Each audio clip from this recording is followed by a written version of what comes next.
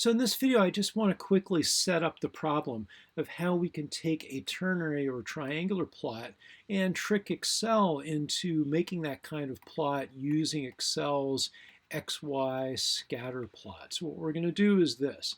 Let's say we have a triangular diagram where we have three components, A, B, and C, where A is bottom left, C is top, and B is at the right.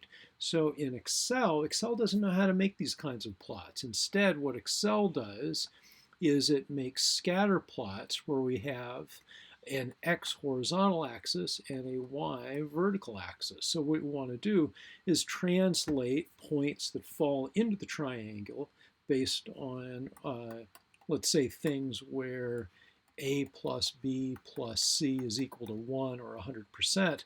We want to translate those into XY coordinates. And the way we do that, if we set up our diagram like this, where C is equal to the height on this diagram, then as you can see, one equation that works very well to at least get part of this diagram is simply let Y equal to C. But what about the horizontal component? Well, a little bit of trigonometry, which we're going to skip, we'll skip over the proof, would be this. To get the horizontal distance, so the Y distance is easy, so the distance Y is going to be equal to C. The X component, or the X axis, will be this. We'll take the value of B, divide it by the cosine of 30 degrees, and then add to that C times the tangent of 30 degrees. And so for fun, you might want to try doing a little bit of a trigonometric proof to show that that's the case. So what will this get you? So here we're taking B, this is two terms, B divided by cosine 30 plus C times the tangent of 30. This will give you the x-axis that will allow, let's say, this point here, where we have a sum of A, B, and C values that'll translate now into an XY coordinate. So clear the chalkboard. If we have values of A, B, and C, and then we want to convert them to X and Y coordinates, here's what they would look like. So let's say you've got something that is 100% A, 0% B, 0% C, and then another thing that is 100% B, and another thing that is 100% C. You'd want to plot these points in Excel because those are your endpoints, and then you can use some drawing functions or import them into an Illustrator program of some type to draw the edges of the triangle.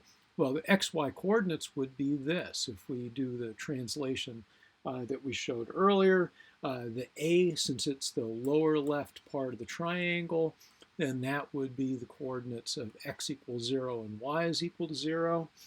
For the case of something that is 100% B, that would end up at about 1.1547 on the x-axis and 0 on the y. Remember, B is down here, so no vertical component there.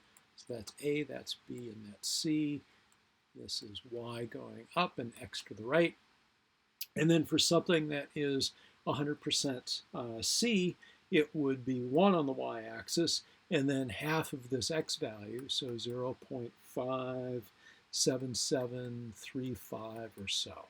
Now be careful when you enter Excel, when you enter the cosine of 30 degrees, this should actually be in radians. So if you're writing this in Excel, you might want to write cosine and then radians 30, and then close parentheses when you enter the cosine. And the same for the tangent. For the tangent function, you'll want to write tangent, and then radians, and then 30, and then close the parentheses on both of those functions.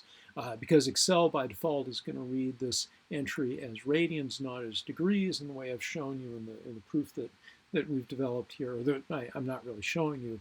This is in degrees, not radians. In radians, it's about a little over 0.5 or so, but you'll get a more precise value if you insert the radians function.